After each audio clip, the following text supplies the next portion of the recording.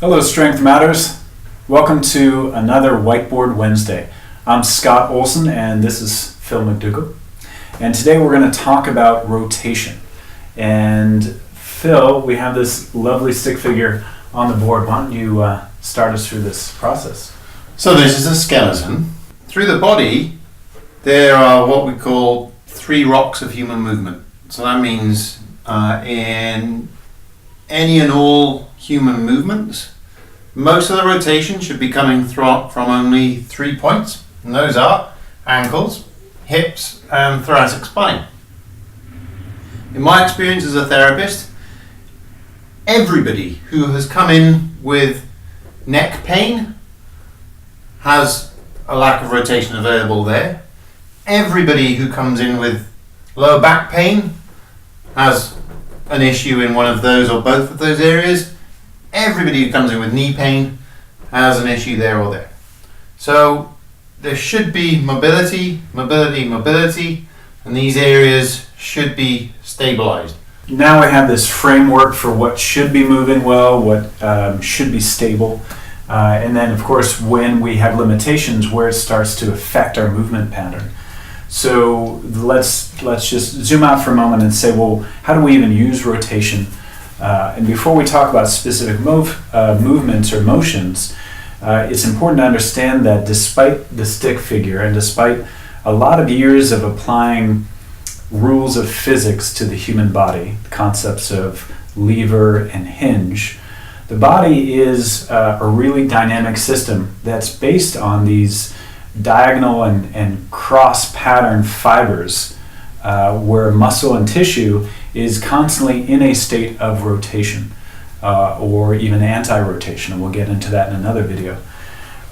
So when we are looking at the body, even if I were to just bend my elbow, I could stay as stiff as I want to in these other joints, but for power and dynamic engagement, there's going to be some subtle rotation in different ways that achieve just a much more integrated system. And that's really how the human body works.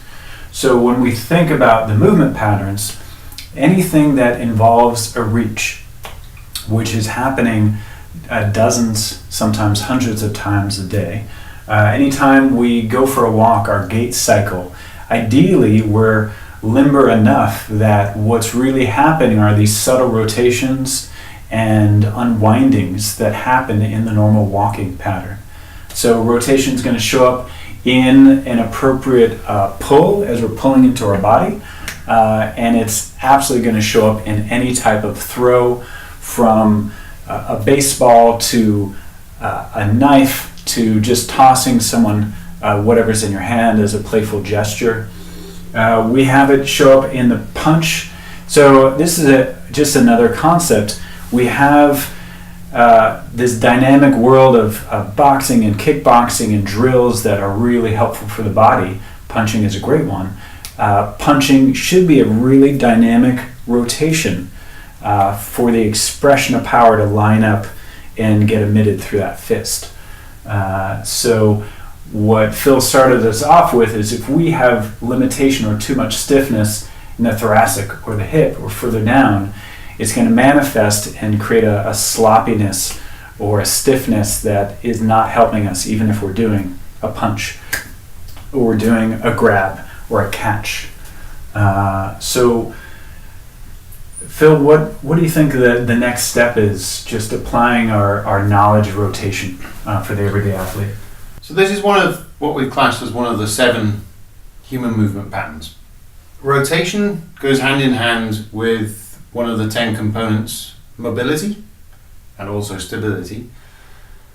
Because if the mobility is not available in these 3 points, then the human body can't possibly harness the power available in what we call the transverse plane, the rotation element.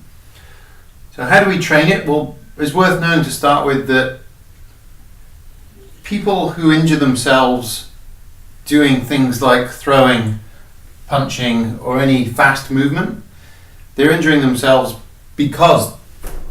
partly because they don't have the rotation available in these points. So When we're talking about training rotation, for the most part, it's actually training the ability to rotate, which most people don't have, because we spend so much time here and here and here that we kind of lose that ability to rotate. So just as a means of, this is a very broad test, the rotation could be coming from a lot of places in your body, but as a broad test to just see how, see if you have any rotation missing, then stand directly behind a mirror. So a mirror is directly to your 6 o'clock, feet together. Inhale, as you exhale, look around.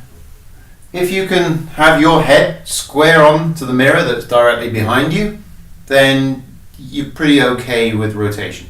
If you have to look out the corner of your eye to look at the point directly behind you, then there's rotation missing somewhere in your body, and that's where Scott or I come in to kind of assess where the rotation is missing and look at other areas of body and try and figure out why.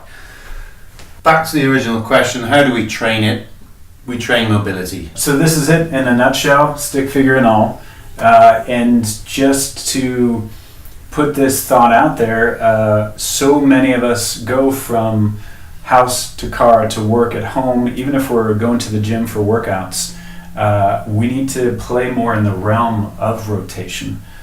We need to start to understand where we've gotten stiff and where we should be mobile, so that we're not creating these injury patterns in the knee and low back and neck, which is so prevalent. So this is rotation, everyone. As always, thanks for joining us, and stay tuned for the next one on mobility. Thanks for watching.